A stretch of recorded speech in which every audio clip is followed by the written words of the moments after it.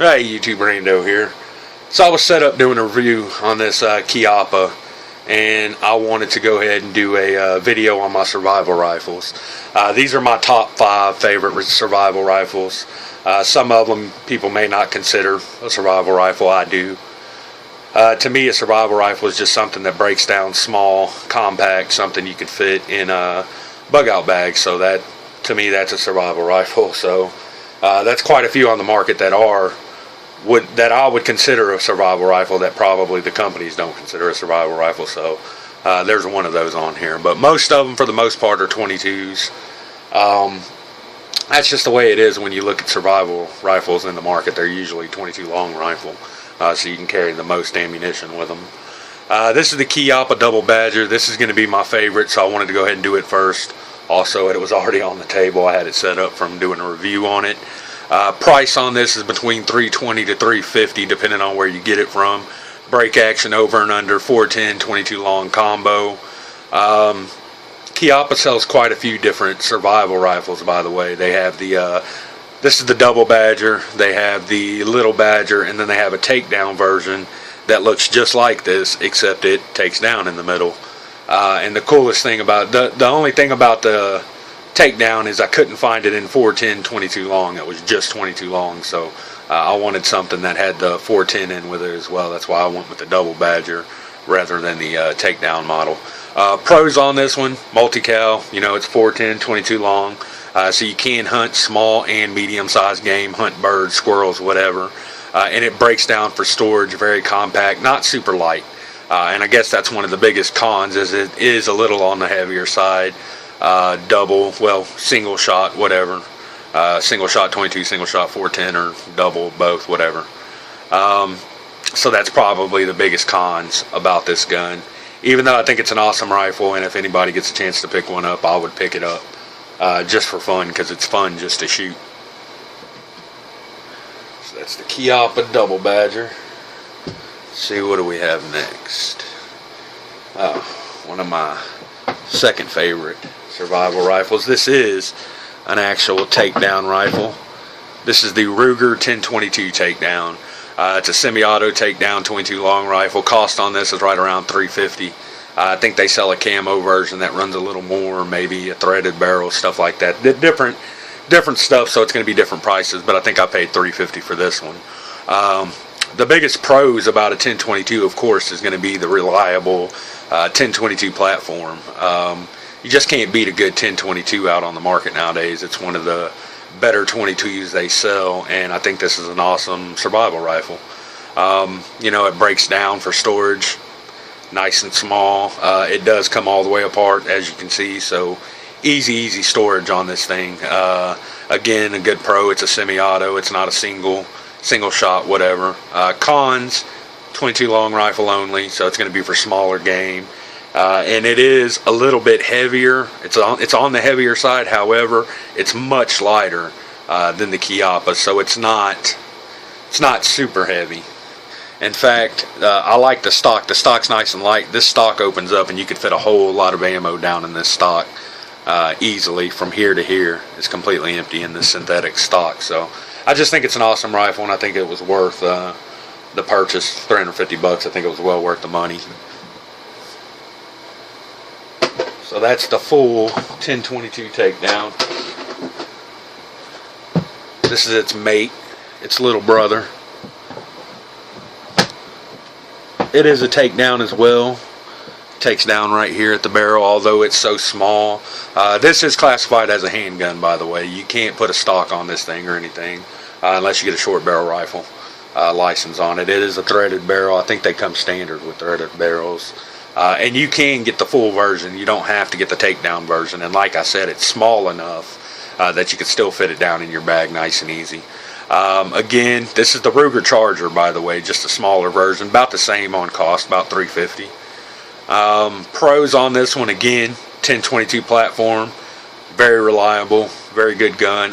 Breaks down even smaller than the large 1022 takedown, and most takedown rifles for that matter. Again, it's a pistol, and it is ultra light and compact, so it's a very very good little survival rifle. However, it does have some cons. The biggest con is there is no iron sights on this gun. Comes optic ready, but you do not get iron sights on the gun. I don't like that. I like to have something to fall back on. You can see I have a red dot on there, but you know, those aren't very reliable. You leave them turned on, your battery goes dead and you're screwed. Then you may as well just paint a red dot in the middle of your glass. But it's still a cool gun. I thought it was worth throwing up here. I'm sure you can find some kind of bolt-on iron sights for the thing. I just haven't looked. Been shooting it with the red dot, works fine with that for now. I just wouldn't want to throw this down in a pack as a survival rifle and depend on a red dot sight. That's just my personal opinion. So, and the second biggest con would be no stock. It doesn't have a stock on it, so can't brace yourself. They might sell an arm brace for it like they do the Draco, but you can't get a stock without a short barrel rifle license. But still a very cool gun. Well worth the $350 I spent on it. Let's see here. I'll pop this off to take all the parts out and show you. This was my favorite survival rifle and was my bug out bag gun for quite a while.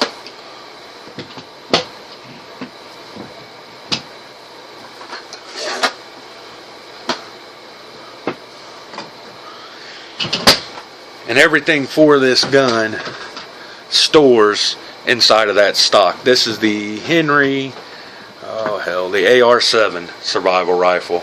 Again, cost on this right around $350, about the same as the rest. And it is a semi-auto takedown 22 long rifle. Biggest pros about this gun is it breaks down and everything stores inside of it. You can also store a mag inside the receiver. I've got a spare mag in there, and there's another place where you can run another spare mag down in there. So you can carry 3 mags with it inside the stock, plus the barrel, receiver, everything. Fits nicely down in the stock. So the biggest pro is probably compact. It's storage. It's ultra lightweight. It's probably even lighter than the Charger, or about the same weight. It's the lightest rifle I'm showing today, for sure. And again, biggest pro, semi-automatic. It is a 10-shot, but hey, that's all you need in a survival rifle, right? Cons, I couldn't find a whole lot of cons personally. The biggest is reliability comes into question. Some people seem to think it's a very unreliable gun. I've ran probably close to 400 rounds through this gun, and I've very few failure to feed, failure to ejects to speak of. And I think most of that says more about the ammo I was running through it than the actual gun. I think when they talk about the unreliability of it, they're speaking about the original AR-7, the original design. They used to sell these guns back in the day, and from what I understand, they weren't extremely reliable. These newer versions, I've never had a problem out of mine. So for me, there are no cons on this gun. For others, they're going to say reliability comes into question. So I thought I would throw it under the cons list, just in case somebody gets one and it turns out to be a dud. You know, I don't want to take that chance. So, but for me personally, I love the rifle. I've never had a problem out of it. I think it's an awesome rifle, especially for the price. Again, right around the same price on all those survival rifles. And this is the Realtree camo version. I think you can get the black version even cheaper. I think it's a couple bucks cheaper if you wanted to go with the black version. And you can see it there, everything all stored inside of it. Nice and simple, that's all you have. So compact, that's the biggest plus about that gun, is how compact it is. Now this next one is the one that people mostly would not consider a survival rifle. And yes, it is a rifle. It's a 16-inch barrel, so that is a rifle. It is the Kel-Tec Sub 2000. Price on this one's a little bit more. It's about $200 more than the rest of them I showed. You can get the 40 cal for right around, I think it's about $500. If you want the 9mm, you should add $50 to the price. Now this is a Gen 1. I don't know about the Gen 2s. I don't know anything about them. I've never owned one. This is a Gen 1 Kel-Tec Sub 2000. Takes Glock 17 mags, which is a big pro for me, because a lot of the guys that carry bug out bag pistols, handguns, carry a Glock 17. 9mm, very simple. You can switch out the mag straight from this to your Glock 17 is the biggest pro. It's a semi-automatic 9mm rifle. Biggest pros, small, compact. This thing's so small. Actually, it is probably the smallest one out here when it comes to length.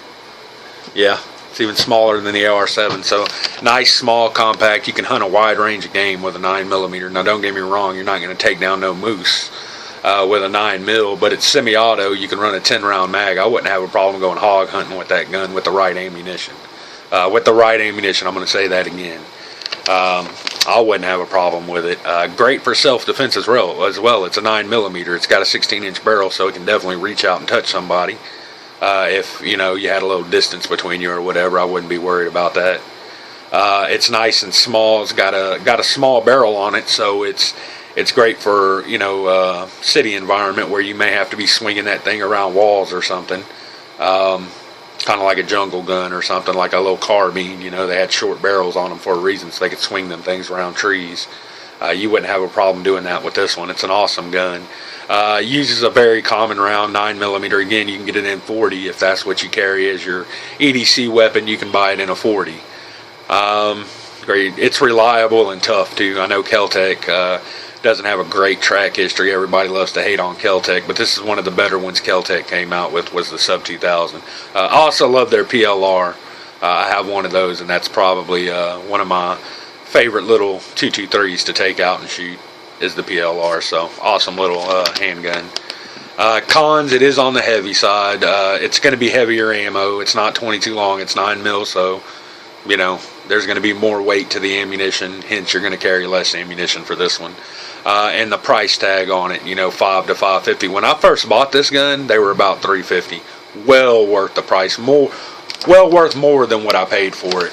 That being said, I would probably still go out and pay $500 for a brand new one if I could find it in 9mm. They're just super hard to find in 9mm. And the newer ones I think the newer ones still take the Glock 17 mag. Don't quote me on that, but I'm pretty sure they do. So if you can find one, well worth $500 on this gun. Fun to shoot. Fun to shoot. My brother hates to shoot it. He don't like to shoot it. He says he can't aim right on it or something. He has it, the way you lay your cheek down on the stock here, it messes with him when he goes to shoot it. So that might be a problem for some. I don't find that. My wife has no problem shooting this. My kids have been shooting this gun since they were 8, 9, 10 years old, very young. So there's very little kick to it. It's just an awesome gun. Love it. Not my favorite. I've showed the Double Badger is going to be my favorite. But this is an awesome gun, and I do enjoy shooting it.